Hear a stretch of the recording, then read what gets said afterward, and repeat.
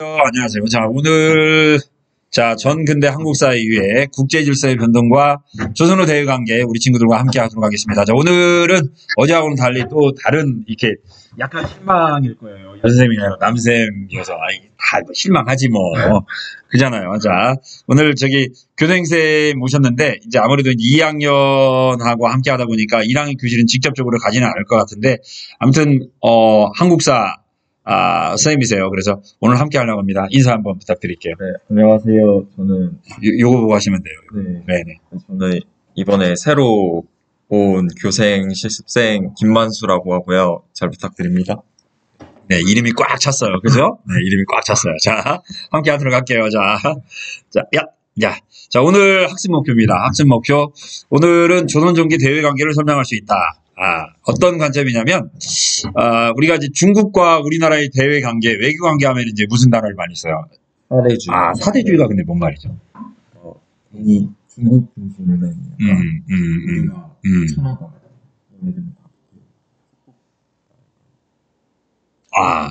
사대주의 정체성의 관점에서라고 제가 이제 한번 써봤는데, 어떻게 대외관계를 설명하는데 어떻게 설명할까라고 하는 그런 측면에서 본 건데, 이 사대의 사자는 성기를 살자고 대자는 큰 대자예요. 그러니까 큰 나라를 섬기는 관계. 그런 대외관계를 하자. 이게 중국과 우리나라의 대외관계에 있어서 아무래도 조금은 이제 우리가 중국에게 조금 약간은 좀 꿀리는 대외관계?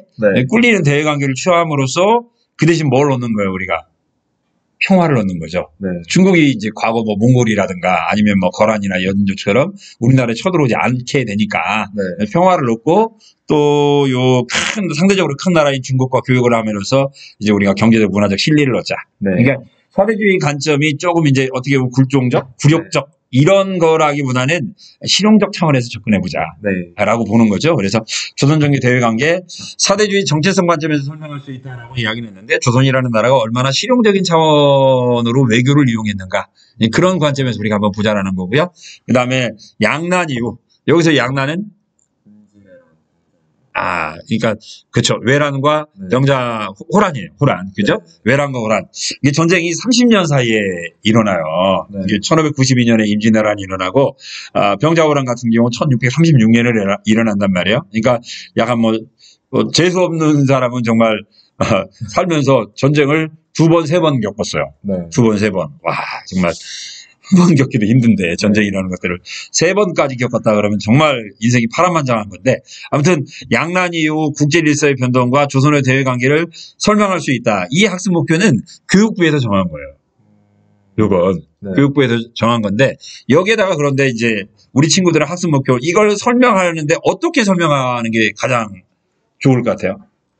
교사의 일방적인 설명을 듣고 고개를 끄덕거린다?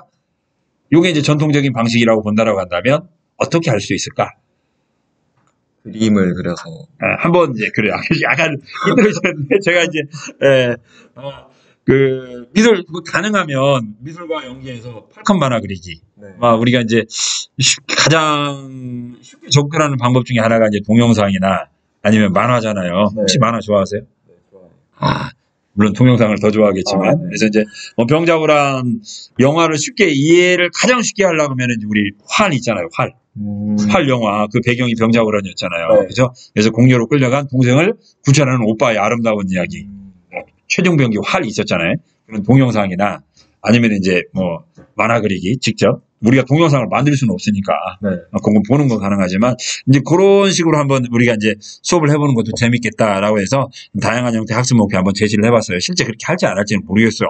자, 아무튼 조선의 대외관계 내용 볼게요. 이제 블랭크가 이게 좀 돼 있는데, 블랭크 된 내용은 그래도 조금 이제 중요한 내용들, 핵심 키워드 요걸 이제 한번 블랭크 처리를 해봤고요. 이렇게 누르면 블랭크가 제거가 되는데, 여기 가장 들어가면 좋은 내용은 조선이라는 나라 4대 교린. 큰 나라는 섬기고, 이 교자는 사귈 교자 이웃닌자예요. 그러니까 주위에 있는 나라하고는 편하게 지내자. 그죠? 4대 교린의 외교 정책을 기본으로 삼았다. 그래서 아까 이야기한 대로 4대의 대상은 아무래도 조선 전기 중국에 있었던 나라는 명나라잖아요. 그죠? 명과는 4대 관계. 그래서 명나라하고는 섬기는 것을 기본 원칙으로 했는데 이 원칙이 잘 안 지켜졌어요. 맨 처음에는. 태조. 혹시 태조 임금 때 재상 이성계. 바로 이성계 오른팔. 누구였죠? 정도전. 그렇죠. 정도전이었죠. 정도전. 이 정도전 때문에 조금은 이제 문제가 좀 커져가지고, 이 조선 초기에는 관계가 별로 좋지 않았는데, 기본적으로 4대 관계는, 제가 아까 넘어갔네요. 책봉과 조공 관계를 기본으로 하고 있어요. 네. 책봉이라는 것은 명나라 왕이 명나라의 좀 표현이 좀 그렇지만 명나라 황제가 네. 우리나라 왕을 임명해 주는 거죠. 네.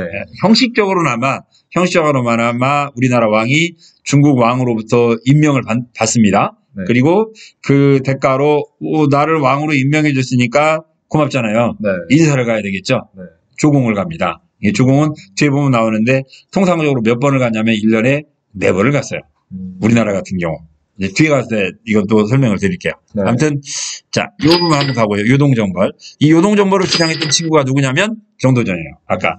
근데 이 정도전에 이 표전 문제라는 게 있어요. 조선 초기. 이 표전 문제라는 게 굉장히 유명한 건데, 우리나라가 중국 황제에게 그 보내는 문서 있잖아요. 네. 황제에게 보내는 것을 표문. 그 다음에 황태자에게 보내는 걸 전문을 그래요. 근데 이제 합쳐가지고 우리가 이제 표전문 그러는데, 요 내용이 그 당시 중국의 황제였던 홍무제. 네. 중국의 왕 가운데 최고 못생긴 왕이고, 솔직히 이야기하면 도둑놈 출신의 왕이에요. 네. 와, 정말. 도둑놈이 왕이 됐다. 이거야말로 정말 로망이잖아요. 전 세계 모든 도둑놈들의 로망인데, 이 로망을 이룬 사람이 바로 명나라의 황제였던 홍무제예요. 이게 명나라는 그냥 액면 그대로 표현하면 도둑놈이 세운 나라. 네. 와, 중국 역사에도 지워버리고 싶을 것 같기도 한데, 그죠? 네. 지금도 중국 아이들은 중국에는 공산주의라. 그래도 있잖아요. 공산주의라고 하더라도. 이게 중국에는 모든 뭐예요. 절도이 있는 도둑놈들의 로망이죠. 네. 일종의. 우리나라 교도소에 있는 절도범들의 로망이기도 할 것 같아요. 자, 아무튼 조폭 형님들의 로망이시고 하고 실제로 조폭 출신이니까. 네. 와. 근데 이제 이 친구에게 정도전 이게 이 친구가 조폭 출신이다 보니까 의심이 굉장히 많아요. 의심이 굉장히 많았어요. 그래서 주위에 있는 사람 가운데 약간만 의심받으면 그냥 다 이렇게 제거를 할 정도로 굉장히 의심이 많았는데 정도전이 명나라 황제에게 보냈던 외교 문서가 별로 마음에 들지 않는다라는 걸 핑계로 삼았던 게 표전문이에요. 그래서 정도전은 불러요. 네. 정도전은 부른 이유는 둘 중에 하나죠. 죽이거나 아니면 이 녀석을 나의 신복으로 만들거나. 이게 이성계가 보내요, 안 보내요? 태종 이성계가. 안 보내죠. 딴 놈들을 보내요, 자꾸. 딴 놈들을. 야, 이거 쓴 놈이 누구야? 정도전이 쓴 건 아니에요. 아이디어는 정도전 건데, 쓰기는 딴 사람이 쓴 거예요. 글씨를 잘 쓴 사람이. 그러니까 보내라고 하니까, 야, 네가 썼지? 하고 딴 사람 보내니까, 홍무제가 더 화나는 거 아니에요. 이거 쓴 놈 말고 그러면 처음에 이거 아이디어 제공은 자꾸 이제 딴 사람을 보내는 거예요. 이제 그러면서 이제 외교 문제로 번지니까, 정도전이 요동정벌을 주장을 했던. 좀 아이러니한 거죠. 이 부분은 제가 이제 나중에 뭐 이야기하냐면 이성계가 요동정벌에 반대를 하잖아요. 위화도 해군 있잖아요. 네. 위화도 해군. 그래서 이 위화도 해군이 바로 이제 조선 왕족 건국에 어떻게 보면 토대가 된 사건인데 그때는 분명히 이성계가 반대를 하면서 뭘 내세웠어요? 작은 나라가 큰 나라를 공격하는 건 이건 예의에 어긋난다라고 이야기를 했는데 나중에는 보면 이제 이성계도 자꾸 이제 명나라가 정도전을 괴롭히니까 요동정벌을 주장을 해요. 그렇게 되면 이성계가 주장했던 그 위화도 해군의 명분 자체가 어때요? 그렇죠. 이게 좀 굉장히 모순되는 사건이에요. 그래서 제가 위화도 해군을 토론을 할 때, 이 부분까지 찾아낸 친구들은 정말 대단한 친구다. 왜냐면 똑같은 이성계가 한입 갖고 두말한 거 아니에요. 그죠? 네. 상황에 따라서 그때는 안 되고 이때는 되고. 그래서 위화도 해군과 관련된 토론을 할 때 요걸 주장하는 친구는 오늘 수업을 굉장히 잘 듣는 친구가 되겠죠. 네. 실제적으로. 그래서 이제 그런데 이제 아시다시피 정도전이 이제 요 이방원의 뭐 때문에 왕자의 난에 의해서 죽음을 당하잖아요. 네. 그렇게 말해서 이제 명과 조선의 초기에 좀 시끄러웠던 관계는 끝나요. 그리고 이제 태종 이후부터는 철저하게 조선은 명나라의 사대적인 외교관계를 취하고 그래서 1년에 4번 무조건 사신을 보냈어요. 조공. 아까 하나 설날에 보낸 거, 그다음에 황제 생일날 보낸 거, 그다음에 황태자 생일날 보낸 거, 그다음에 연말에 보낸 거 1년에 4번을 보냈어요. 근데 명나라는 실제로 우리나라에게 1년에 4번 조공을 요구한 게 아니라 명나라는 우리나라에게 4년에 한 번 요구를 해요. 근데 거꾸로 우리나라는 1년에 몇 번 보낸 거예요? 네. 4번 보낸 거예요. 이게 명과 아까 이제 실리라는 걸 이야기를 했는데 네. 실제적으로 보면 우리가 사실을 보내는 게 요즘 이제 좀 전문 용어로 쓰면 좀 쪽팔리는 거잖아요. 굉장히 전문 용어죠. 쪽팔린다는 거. 자, 전문 용어로 보면 굴욕적이기도 하고 쪽팔리기도 하지만 그만큼 우리에게 어때요? 이익이 되는 거였으니까 명나라는 4년에 한 번 보내는데 우리는 1년에 4번 보낸 거죠. 그만큼 이제 요게 이제 조공 외교를 우리가 이제 어떻게 보면 좀 이게 굴욕적인 거 아니냐라고도 이야기를 할 수도 있겠지만 그 당시 우리 조상들이 볼 때는 분명히 이건 굉장히 실용적이고 우리에게 이득이 되는 거다라는 그런 관점에서 접근을 했다. 이렇게 보시면 좀 재밌죠. 네. 좀 조공, 책봉, 그런 사대적 외교 관계도 어떻게 보느냐에 따라서 팩트는 하나지만 어떤 관점에 보느냐에 따라서 해설은 굉장히 다양하게 전개가 돼요. 자, 아무튼 명과의 관계는 이후에는 조금 안정적으로 이루어져요. 그다음에 이제 주변국, 조선시대 주변국 하면 대표적인 나라가 이제 북방에 있던 여진족과 그다음에 남쪽에 있던 일본, 네, 그 두 개가 되겠죠. 그래서 회유책과 강경책, 여진. 자, 회유책 꼬신다는 이야기죠. 네. 자, 일단은 뭐 무역소를 설치해서 이들과 무역을 하게 했다. 이게 여진족이 우리나라를 쳐들어왔던 이유는 결국 뭐 때문에 그랬을까요? 식량이 없어. 그렇죠. 이게 재밌는 것 중에 하나가 농경민족과 북방 유목민족은 라이프 스타일이 거꾸로예요. 네. 농경민족은 가장 먹을 게 많은 게 먹을 게 가장 풍족한 때가 언제일까요? 농경사회. 아니 농경사회 우리. 저희요? 이제 그렇죠. 그때가 언제예요? 시기적으로 가을 겨울이잖아요. 가을 겨울에 우리는 먹을 것이 많고 봄철이 먹을 게 없어요. 그래서 보릿고기 그러잖아요. 네. 그런데 유목민족들은 언제가 먹을 게 없냐면 가을 겨울이 먹을 게 없어요. 특히 겨울철이 먹을 게 없는 거예요. 네. 근데 우리는 겨울철에 가을에 수확해 갖고 먹을 게 있고 네. 이 친구들은 먹을 게 없는 게 아니에요. 네. 먹을 게 없어요. 그럼 당연히 겨울철에 북방 유목민족들은 그래서 농경사회를 침략을 많이 하게 돼요. 그러니까 우리 이제 조상들은 농경사회는 가을이 되면 이제 어때요? 하늘이 높고 참 좋기는 한데 이제 뭐가 다가오는 거예요? 전쟁이 다가오는 걸 의미하게 돼요. 높은 하늘이 좋기는 하는데 전쟁의 먹구름. 그래서 우리 천고마비라는 단어 있잖아요. 하늘은 높고 말을 살찐다. 네. 이 전쟁을 의미하는 단어예요. 알고 보면. 네. 그러니까 말이 살찌는 계절이니까 이제 어때요? 기마병들의 침략에 대비해야 되는 시즌이기도 했던 좀 이게 천고마비라는 단어가 아름다운 단어이긴 한데 어떻게 보면 농경사회 입장에서 볼 때는 조금 이제 막 이렇게 막 비장함이 드는 그런 단어가 되기도 해요. 귀화를 장려하기도 있고요. 네. 그리고 이제 이 사람들에게 이제 줄 때 식량을 주기도 하지만 뭐 또 주냐면 농기구도 주고 씨앗도 줘요. 네. 야, 너희들 목축 말고 안정적인 삶을 살기 위해서는 우리하고 똑같이 뭐 하자. 농사 짓자. 그리고 가끔 가다 보면 이렇게 오는 사람들이 있겠죠. 이 농사 어떻게 지어요? 라고 물어보는 친구가 있으면 뭐 적극적으로 그 친구에게는 농업 방법도 알려주고 씨도 주고 뭐 요즘으로 따지면 농협에 데리고 가서 농자금도 저렴하게 대출해주고 네. 이제 그런 회유책도 씁니다. 그런데 이제 안 되는 경우도 있죠. 네. 그죠? 그 유목민족 가운데 그런 애들이 있을 거 아니에요. 우리 유목민족 까오가 있지. 우리가 어떻게 농사를 짓냐. 네. 우리는 말 타고 딱 식량이 없으면 카나몬 후들르면 되는 거야. 네. 이런 까오. 우리 우리 몸에는 뭐 이렇게 뭐 북방 기마민족의 피가 흐르는데 어떻게 굶으면 굶었지 농사는 안 지어. 이런 친구들이 있을 거 아니에요. 네. 자, 이 친구들은 어떻게 하겠어요, 이제? 버릇 고쳐놔야겠죠. 강경, 죽이다라기보다는 아무튼, 세종대왕 때 그래서 이제 뭐가 있어요? 그 유명한 사군 육진의 개척이 있어요. 사군 육진. 이 좋아하는 단어이기도 하면서 제가 안 좋아하는 단어이기도 해요. 자, 사군은 여기 있네요. 이렇게. 되게 어디예요? 여기 보니까. 압록강 네. 유역이죠. 압록강. 최윤덕. 그 다음에 육지는 여기 있죠. 두만강 유역이에요. 네. 그 유명한 우리 로커 가수. 혹시 락 음악 좋아하세요? 락 음악. 라그마. 잘 모르는데. 네. 좋아하는. 막 샤우팅으로 막 우야! 여기. 네. 김종서 장군. 유명한 락커. 요즘 락커의 이렇게 모델이잖아요. 김종서가 두만강 가서 전기 기타 긁고 그냥 샤우팅 2번 하니까 그냥 싹 물러나는 거 아니에요. 진요. 이 세종대왕 때입니다. 그래서 가다 보면 시험 문제를 낼 때 세종대왕의 정치라든가 아니면 한 문제가 업적을 이야기하는데 느닷없이 이놈을 갖고 이제 들이대요. 네. 그냥 똑같은 세종대왕 때니까. 그래서 사군 육지는 개척했을 때 뭐 이 한 왕은 없자. 이런 식으로도 내는 거죠. 네. 이게 우리가 흔히 이야기할 때 이제 성동 격사라고 하는데 동쪽 때리면서 시험 문제를 서쪽에서 내는 거예요.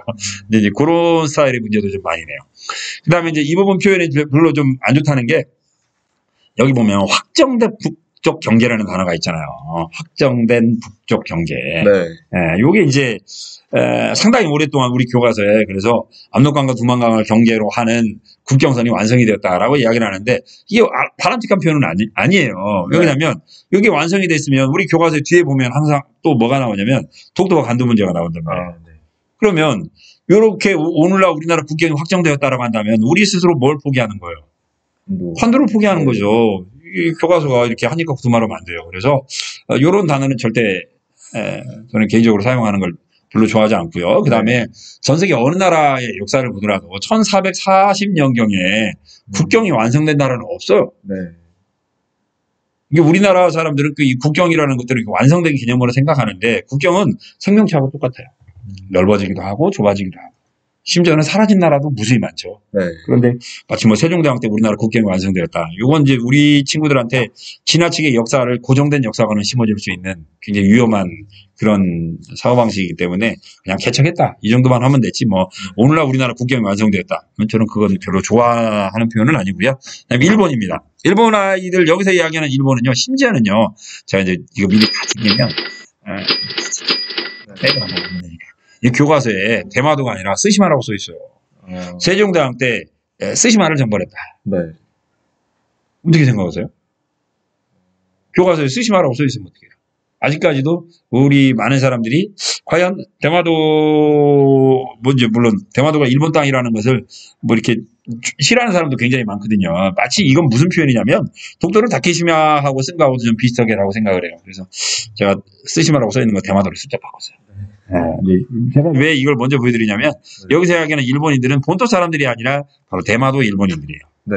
표현적으로 우리가 초창기에 이야기하는 건 자 이제 대마도에 있던 일본 놈들이 우리나라에 와서 역시 식량을 노략질해요. 네. 대마도는 가본 사람이 있겠지만 섬의 97%가 바위덩어리예요.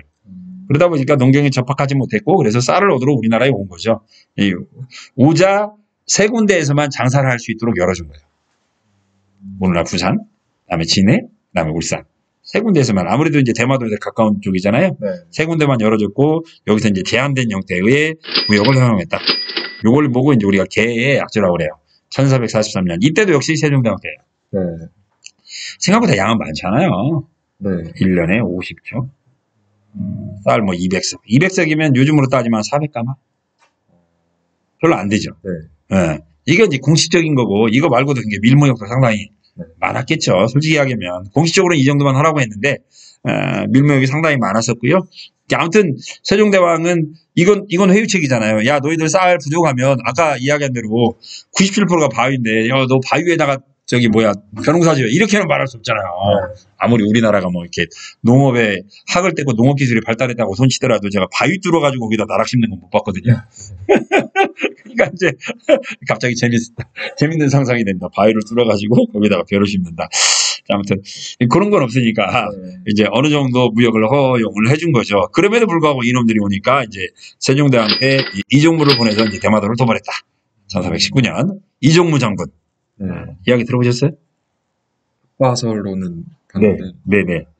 혹시 근데 뭐 육군? 해병대 나왔어. 해병대. 야, 우리나라 해군 잠수함 있잖아요. 네. 잠수함이 대개 이제 누구냐면 일본군과 싸웠던 장군들이 거의 대부분 잠수함 이름이래요. 그래서 이종무함도 잠수함 이름이에요. 해병대니까 해군이잖아. 같은 패밀리잖아. 해병대지만 소속은 해군 소속이었잖아. 네. 네. 이종무 치면 잠수함이에요. 네. 이순신 장군 있잖아요. 네. 이순신이 2명인 건 아시죠? 이순신 장군의 부장 가운데 한 명이 또 이순신이 또 있었어요. 동명이인이에요. 그래서 이순신이라고 하는 잠수함도 또 있어요. 이따가 이제 임진왜란에 대해서 좀 이야기를 하면 알 텐데 이종무가 이제 잠수함 이름이에요. 우리나라에. 아무튼 의외로 우리나라 잠수함은 거의 대부분 일본 왜구들 아니면 임진왜란 때 일본군과 싸웠던 분들이 많아요. 가장 큰 잠수함 앞으로 만들려고 하는 게 3,000톤급 만들려고 하는데 걔는 안중근해요. 일본 아이들이 굉장히 이렇게 조금 이렇게 조심조심하죠. 네. 그죠. 이토 히로부미를 사살한 게 우리나라에서 3,000톤급 잠수함 만들려고 하는데 이름이 안중으로 해요. 와. 좀 재밌죠. 네. 예. 아무튼, 이렇게, 얘는 강경정책이에요. 시간이 너무 많이 걸린다. 큰일 났다. 네. 자, 아무튼, 외란, 전개 과정입니다. 배경, 삼포외란. 아까 세 군데에서 교육을 하게 했는데 양이 적다고 외놈들이 와서 난리를 핀 거죠. 네. 그래서 참포를 폐쇄를 합니다. 예? 1510년에. 그리고 외놈들이 그 이후에도 오니까 1512년에 약속을 또 하나 해줬는데 양이 절반으로 줄었다. 그죠? 네. 세 군데가 아니라 이제 제포, 진해 한 군데만 열었어요. 그러자 또 은노예변이 또 일어나요. 1555년에. 네. 그러면서 1555년 이후에 우리는 일본하고 국교를 단절을 해버립니다. 네. 자, 그러나 국방 강화를 위한 대책을 마련하지 못했다. 물론 이제 뭐 이때 들리는 유명한 말이 뭐 율곡 이의 10만 양병사. 예, 있다라고 하지만 그냥 이가 그냥 하고 싶어서 한 이야기가 아니라 그냥 한번 해본 이야기예요. 예, 한번 해본 이야기예요. 왜냐하면 그 이후에 이 선생님이 10만 양병을 하기 위해서 우리 뭘 해야 된다라고 하는 구체적인 플랜은 전혀 없어요. 예, 그냥 그만큼 우리는 무대택이었다. 네. 외란이 일어나기 전에 일본 그렇습니다. 전국시대를 통일했어요. 일본의 전국시대에 약 한 100여 년간 계속됐던 전국시대를 1590년에 노요토미 히데요시 시대가 통일을 하고요. 국내 불만을 밖으로 돌리기 위해서 전쟁을 일으켰다라고 이야기를 하고요. 무려 한 20만 명이 쳐들어와요. 이거 이제 그냥 있던 거네요. 자, 외란 발발. 지도가 아마 있을 거예요. 외란 발발. 이건 한번 쭉 이따가 보도록 하고. 자, 20일 만에 한성이 함락돼요. 이게 전쟁이 일어난 게 1592년 4월 14일이에요. 네. 맨 처음에 싸웠던 게 부산포, 그 다음에 동래성. 두 군데에서 싸웠는데, 뭐, 부산포 정발, 이름도 멋있어요, 정발. 네. 그 다음에 이제, 동래부 송상현. 두 분이 싸웠고요. 실제적으로 싸운 것은 이 두 군데도 좀 싸우고요. 네. 뭐, 상주에서 이 일은 도망가기 바빴고요. 조금 싸움이 좀, 그래도 제대로 된 곳이 어디예요? 여기 굉장히 유명한 곳인데, 어딨냐? 여기 충주. 신립장군 아시죠? 네. 예. 신립장군, 원래 이제 이 부분 좀 디테일하게 해야 되는데, 간단하게 볼게요.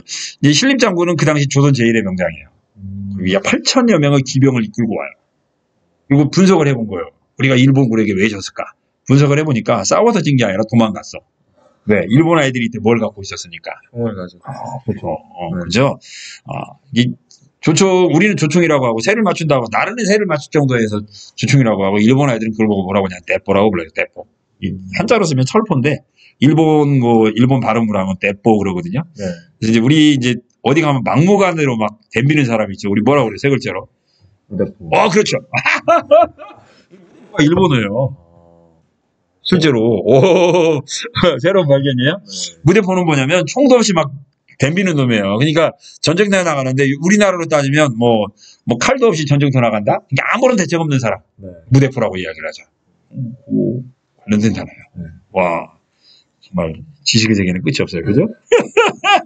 그래서 실내에 보니까 이건 뭐 다 도망간 거예요. 네. 그러니까 야, 이번에 우리 조선 제1의 기병 8,000명을 이끌고 와서 진을 친 거예요. 그래서 도망 못 가게 하는 거 유명한 거 있잖아요. 그렇습니다. 그렇죠. 배수진을 쳐요. 그래서 뒤에는 남한강이 있고 앞에 넓은 벌판에서 네. 딱 맞짱을 뜬 거예요.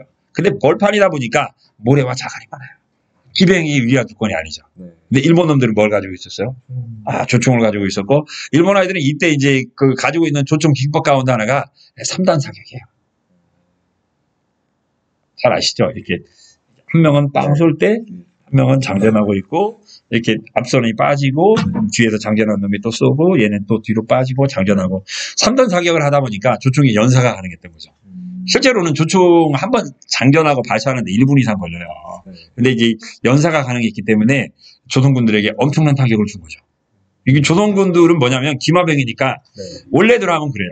딱 일사하고 첫 번째 사격하고 장전하는 동안에 조선군이 도착만 하면 돼요. 네. 이게 말이 100m 달리는데 100m를 달리는 시간이 5초잖아요. 5초 안에 조선군이 왜군 진지 안에 도착만 하면 조선군이 이기는 거예요. 신립에 그 자신이 있었던 거죠. 네. 그래서 기마병을 이끌고 배수의지를 치고 돌격 앞으로 했다가 그렇게 된 거예요. 아무튼 안타까운 거고요. 그래서 이제 신립 장군은 유명한 충주 탕금대에서 자결을 해요. 그러므로서 이제 끝나는데 아까 이야기한 조선 정예병이에요. 네. 그러면서 일본군들은 한성을 그냥 함락을 하죠. 이게 네. 딱 20일 걸려요. 해병대라고 그랬잖아요. 네. 행군 많이 해보셨어요? 몇 번 해봤어요. 행군? 하루에 우리 뭐 할 때 훈련소 이런데 할 때 진짜 고데기 한다 그러면 40km 행군. 나를 세. 그게 아마 40km 행군일 거야. 100리 행군 그렇게 되는데 뭐 서울에서 부산까지 한 400km 뭐 한 그 정도쯤 될 거예요. 요즘 고속도로로 가니까 그런 거지. 그러니까 우리 군인들 행군하다가 아무 생각 없이 걷기만 해도 열흘 걸리는데 왜 이놈들 불과 20일 만에 한양을 점령한 거예요. 그러니까 그냥 걸어왔죠. 그냥 꽃갈 거면 모자 쓰고 그냥 배고프면 꽃갈 먹어가면서 걸어온 거죠. 이게 아무리 해병대 우리 선배님이니까 더 우리 참 정고 선배님이세요. 이렇게 더 쉽게 아마 설명이 될 거예요. 왜군들이 얼마나 빠른 속도로 왔는가가 이해 가시죠? 네.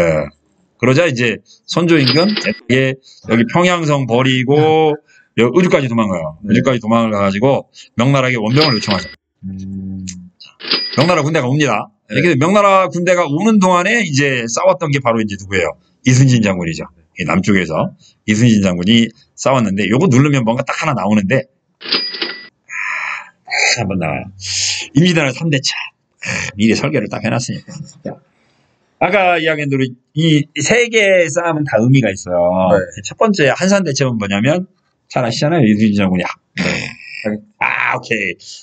하객진 전법으로 외선 70여 척을 격파를 시킵니다. 이걸 통해서 뭐가 이루어지냐면 이것도 쓰는 사람이 있을 거야 아마. 이제 그렇게까지는 시험 문제 디테일하게 안 나오는데 한산대첩을 계기로 해서 조선군이 이제 어때요? 바다를 장악합니다.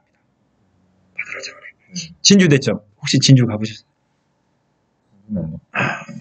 진주 여기. 가보세요. 뭐 전주나 진주나 글자 한 끗 차이인데 도시 이미지도 많이 비슷해요. 실제로 가보면 뭐 진주 남강도 있는데 진주성은 한번 가보시면 좋은데 진주성 싸움에서 이겨요 조선군이. 김시민이에요. 그러면 진주성 싸움의 의미가 뭐냐면 진주성을 지켜서 전라도를 지킬 수 있게 돼요. 그러니까 우리가 뭐 이야기를 할 때 우리 전라도만 뭐 이렇게 천상천하 유화 독준처럼 일본군이 가지 못했기 때문에 전라도가 있기 때문에 조선이 있었다. 호남이 없으면 뭐 나라가 없다라고 이야기를 하긴 하는데 그만큼 이제 호남이 그때 무사할 수 있었던 이유는 진주성 싸움에서 조선군이 이겼기 때문에 그래요. 김시민 장군 들어보셨죠? 김시민 장군요. 그래서 호남을 지킨 위대한 싸움 진주대첩 3대첩으로서 충분히 의미가 있죠. 또 하나 이제 뭐예요? 이 행규대첩이에요. 이 행규대첩은 이 명나라 군대의 원병과 밀접한 관련성이 있어요. 명나라 아이들이 올 때 뭘 가지고 오냐면 대포를 와요. 대포를 가져와요. 그 대포 이름 혹시 아세요? 이건 굉장히 어려운 건데. 명나라 네덜란드 아이들의 도움을 받아가지고 대포를 만들었는데 이때 명나라 아이들이 볼 때 네덜란드 애들 머리는 희고 되게 이제 덴마크 네덜란드 애들이 되게 얼굴이 빨개요. 뭐 뭐죠? 그 피노키오 코만 빨개지는 게 아니라 이제 얼굴이 빨개요. 그래서 얼굴이 빨간 아이들이 가져왔다 그래갖고 이 포를 홍이포라고 그래요. 붉은 홍자. 이게 애들이 북구 애들이 보면 얼굴이 쉽게 빨개지거든요. 그래서 홍이포를 가지고 와서 성을 지키고 있는 일본군을 때린 거예요. 그러니까 일본군들이 오씨 저건 또 뭐야 하고 이제 도망가죠. 그죠? 대포와 싸움이니까 조총과 대포. 그래서 일본군들이 어디까지 도망가냐면 개성까지 도망가요. 개성까지 도망가자 그 당시에 명나라에 왔던 장군 이름이 이효송인데 얘가 막 열심히 쫓아와갖고 여기서 쳐요. 명나라 군대가 패합니다. 그런데 이제 문제는 이 명나라 군대가 패하는 걸 모르고 조선군이 수원 쪽에 있다가 명나라 군대가 한성으로 올라오네? 그럼 우리도 양쪽에서 협공하자 해갖고 조선군이 올라와요. 조선군이 올라와가지고 어디에 진을 치냐면 행주산성에 진을 친 거예요. 한강을 건너서. 이제 명나라하고 이제 동시에 연합으로 가면 돼요. 근데 얘들이 벽제관에서 패갖고 도망가 버려요. 그럼 이제 누구만 남은 거예요? 조선군만 남은 거죠. 이거 이거 어떻게 된 거예요? 닥쳤던 개꼴 된 거잖아요. 그래서 행주산성에 조선군 3,000명이 진치고 있는데 이제 일본군이 보복을 하려고 하는 거죠. 늙어 죽었어 이제. 늙어 죽었어. 해가지고 한성에 주둔하고 있던 일본군 양 한 3만 명을 동원해서 행주산성을 공격을 해요. 이때 만약에 조선군이 패했다라고 한다면 전쟁의 분위기는 다시 또 바뀌었겠죠. 왜냐면 일본군들이 뭐예요? 평양성에서 한번 패해서 의기소침해 있었는데 이 싸움으로 전쟁의 주도권을 일본군들이 다시 잡으려고 공격을 했는데 패해버리잖아요. 권율장군. 근데 이제 우리 흔히 이제 행주산성은 뭘로 유명해요? 이렇게 뭐라고 그래? 우리 앞치마 매잖아. 집에서 엄마 대신 그거 안 해요? 행주치마. 앞치마를 우리가 흔히 이제 행주치마라고 이야기를 하잖아요. 네. 그죠? 그래서 뭐 행주대첩 하면 뭐 와우 활이 떨어지니까 뭐 동네 아줌마들이 뭐 독자를 갖고 와서 돌을 던져서 네. 이긴 전투 마치 그러면 우리가 볼 때 행주대첩은 구석기 시대 전투잖아요. 그러면 네. 그죠? 절대 그렇지 않아요. 행주대첩은 그 당시 우리 조선이 가지고 있었던 모든 과학 기술이 총동원된 전투예요. 그래서 이때 유명한 거 있잖아요. 영화로도 나왔던 거. 그렇죠. 신기전, 신기전. 요즘으로 따지면 다련장프죠. 네. 막 신기전을 사용하고 그 다음에 비격 진춘내라는 게 있어요. 네. 일종의 지뢰죠, 지뢰. 이렇게 폭약이 터지는 거니까 시한폭탄이에요. 뭐 비격 진천뇌, 뭐 온갖 조선이 가지고 있던 뭐 천자총통, 대포, 활, 무기, 뭐 모든 폭탄 무기가 다 동원된 전투가 요 행주대첩이에요. 그래서 우리가 10배나 되는 왜군을 격퇴를 시켰고 요 이후에 일본군들이 1월 달에 1594년 1월 달에 그래서 일본군이 서울을 버리고 남하를 하게 돼요. 그러니까 이 행주대첩에서 조선군이 이겼기 때문에 전쟁은 주도권이 완전히 바뀐 거죠. 네. 일본군들이 이제 서울을 다시 버리고 도망갔으니까. 그래서 일본군들이 어디로 도망가냐면 이제 울산 쪽으로 도망가요. 그래서 요 행주대첩 이후에 일본군들은 이제 경상도 남해안, 그다음에 여기 전라도 남해안, 춘천성 요런 정도에 주둔하게 돼요. 네. 전쟁의 주도권이 완전히 바뀌게 되는 거죠. 그래서 전쟁은 소강상태에 빠져요. 네. 그러니까 이제 우리가 뭐 임시대라 그러면 7년 전쟁 그러는데 실제로는 초창기는 한 6개월간 전쟁이 있다가 한 6년간 전쟁은 소강에 빠지게 되는 거죠. 그렇죠? 아까 이야기한 대로 그 바다를 장악해서 일본군들이 원래는 바다를 통해서 서해안까지 보급을 이렇게 네. 물자를 보급하려고 그랬는데 그게 실패로 끝났다던가. 그다음에 전국 각지에 이렇게 의병. 영어로 하면 저스티스 게릴라 그래요. 진짜로 그렇게 써요. 정의로운 게릴라들. 그래서 의병봉기. 아까 이야기했는데 이제 최초의 의병하면 누가 이야기했냐면 여기 혹시 어렸을 때 곽재우 하면 이니셜 있잖아요. 이니셜. 붙이는 애칭. 무슨 옷을 입었다? 약간 붉은. 그렇죠. 그래서 곽재우 장군 우리 홍희 장군 곽재우 그러잖아요. 빨간 옷을 입은 곽재우. 빨간 옷을 입은 곽재우. 의령지방이에요. 근데 이제 이 곽재우 장군이 이제 최초의 의병이라고 하는데 이 의령지방이 갖고 있는 의미도 뭐냐면 이 의령도 결국은 이 사람들이 전라도로 넘어오는 걸 막게 된 거예요. 그러니까 뭐 진주성 싸움, 그 다음에 곽재우 장군 이런 분들의 싸움이 이런 분들의 이 일본군과의 싸움에서 이겼기 때문에 전라도가 지켜진 거지 뭐 이렇게 뭐 전라도가 이렇게 뭐 저절로 지켜진 건 아니라는 거예요. 물론 이제 뭐 전라도가 지켜지는데요. 금산이라든가 아니면 저 진안에서 이제 권율 장군이라든가 또 황진 장군이라고 있어요. 이제 이분들이 격퇴하긴 했지만 이런 부분도 있다라고 하는 것들을 그래서 우리가 이제 영혼함, 지역 감정 이 이야기를 많이 하고 그러는데 실제로 보면 전라도만 따로 공존할 수는 없어요. 네. 이런 부분도 역사에서 전라도가 있었던 이유는 또 영남의 노력이 있었기 때문에 가능했다. 네. 이런 부분도 우리가 이제 잊어서는 안 될 역사적 사실 가운데 하나예요. 아무튼 전세가 역전됐다. 아까 터닝 포인트는 행주대첩이에요. 네. 그죠? 휴전협정이 시작이 돼요. 7년간 휴전협정이 계속되는데 이게 실패로 끝나요. 제가 이제 뒤에 보면 링크가 있는데 이건 없앴네요. 이때 이제 휴전 내용 가운데 하나가 뭐 도요토 히데요시가 뭘 요구하냐면 죄수 드럽게 없는 거. 상남을 4만을 요구해요. 전라도, 충청도, 경상도를 주면 휴전을 하겠다. 그 다음에 명나라 황실의 공주를 나에게 보내라. 그 다음에 조선 왕의 역시 공주도 보내라. 이게 조금 우리가 볼 때는 좀 어때요? 조금은. 말도 과대망상증에 사로잡힌 그런 조건을 내걸었고 그래서 이제 1597년에 휴전회담이 결렬되자 일본이 다시 쳐들어와요. 네. 이걸 보고 우리가 뭐라고 그러냐면 정유재란이라고 하죠. 정유재란. 근데 이때 이제 승리를 한 게 이제 마지막 전투에 생긴 게 이제 명랑해전. 네. 근데 이제 이때도 이제 하나 더 있어요. 아까 첫 번째 전투 이제 진주성 싸움 이야기를 했잖아요. 진주성. 네. 이때는 이겼어요. 근데 2차 때 정유재란 때 일본군들이 이제 쳐들어왔는데 이때는 한 10만 명 정도 쳐들어와요. 네. 근데 이제 이때 그 도요토미 히데요시가 명령을 내린 게 있어요. 다른 데는 다 점령 안 해도 돼. 한 군데만 점령해도 돼. 그게 바로 진주였어요. 그래서 조선군 여기 써 있잖아요. 2만 명이 왔는데 일본군 얼마가 오냐면 10만 명이 와요. 네. 아까 제가 이제 진주에 가보셨냐라고 물어봤는데 이 진주성이 실제로 가서 보면 초등달 모양이에요. 진주 단강을 끼고 있는 초등달 모양의 성곽인데 제가 볼 때는 2만 명이 주둔할 정도의 규모가 붙대요. 그런데 일본군들이 10만 명이 공격을 했어요. 네. 뭐 엄청난 전투가 벌어진 거죠.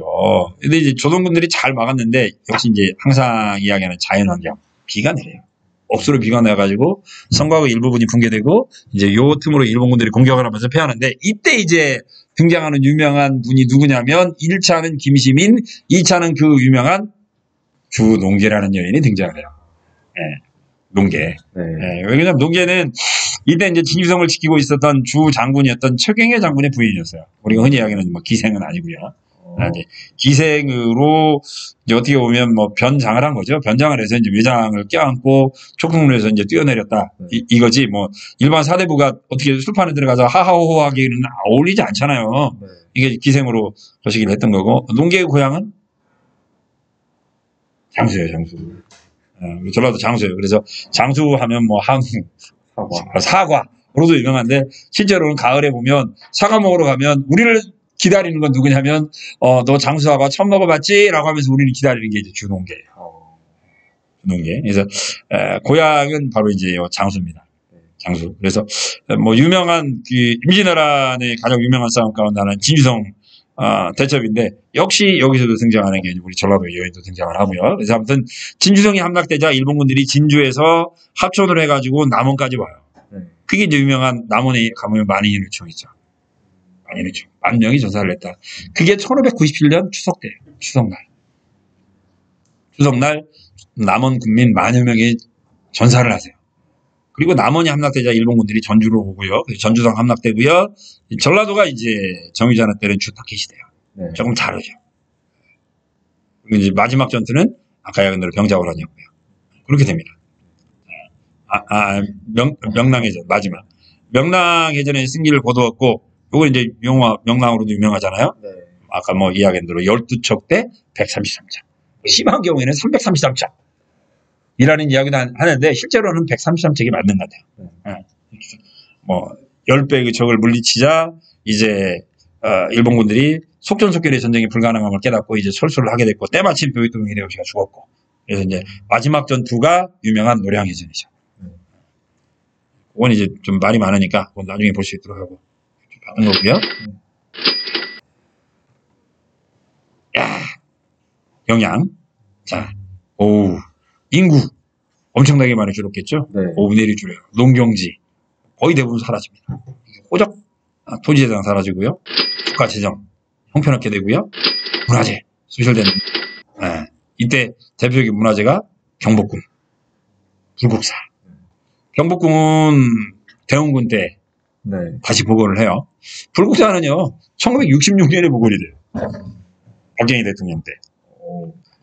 그러니까 이제 우리가 흔히 이야기할 때 뭐 불국사가 뭐 신라, 천년, 뭐 트레디셔널 하는 건 딱 석가탑하고 다보탑 두 개고요. 나머지는 다 1966년에 만들어진 거예요. 천년하고는 좀 거리가 멀죠. 네. 일과 아직 환갑도 안 된. 그런 예술 보고 이제 우리가 천년 그러는데 이때 이제 대표적인 소실된 거니까 좀 그것도 좀 알아두시고요. 국가 재정이 있잖아요. 국가 재정. 제가 이거 말풍선을 안 만들었네. 돈이 없어요, 이제. 전쟁이 끝나니까. 아까, 경복궁도 중건을 못 하잖아요. 돈이 없어서. 대원군대 만든단 말이야. 돈이 없어요. 전쟁이 끝났으니까. 예를 들면 집이 불났으니까. 요즘으로 따지면 그래서 화재보험 들어야겠죠. 네. 네. 돈이 없어요. 네. 근데, 뭣도 없어요? 뭐, 세금 걷는 게 어때요? 땅과 사람인데, 땅도 없고 사람도 없어요. 뭘 해요? 국가가 세 글자. 이거. 그렇죠. 납속책을 해갖고, 흔히 이제 납속책으로 이야기하는 게 이제 미리 써놔서 공부 좀 잘하는 친구들, 공명첩이라는 게 있죠. 네. 네. 이름이 없는 임명장을 발급을 해요. 그래서 돈 주고 뭐를 한 거예요, 이제. 관직이나 신분을 팔았던. 그래서 임진왜란을 계기로 이제 조선 후기가 되면 신분제가 상당히 많이 이제 흔들리게 돼요. 네. 요런 납속책 이것 때문에. 잠깐 1번. 아까 이야기한 대로 도요토미 히데요시가 죽었고요. 네. 죽은 다음에 이제 도요토미 히데요시의 아들이 누구냐면 도요토미 히데요리예요. 히데요리고 도쿠가와 이에야스는 임진왜란에 참전하지 않아요. 네. 그 대신에 저는 전쟁에 참전하지 않고 동쪽에 가 있을게요. 해가지고 얘가 가 있던 곳이 에도, 도쿄에 가 있었어요. 전쟁이 끝나자 이제 히데요리와 이에야스가 서로 싸우게 되는데 이제 그게 이제 유명한 1603년 일본에서는 가장 유명한 전투예요. 동군과 서군. 세기가하라 전투인데 세기가하라 전투에서 도쿠가와 이에야스가 승리를 거둬요. 그리고 이제 승리를 거둔 다음에 오사카성을 묻어버리죠. 이 오사카성 일본 혹시 가보셨어요? 아,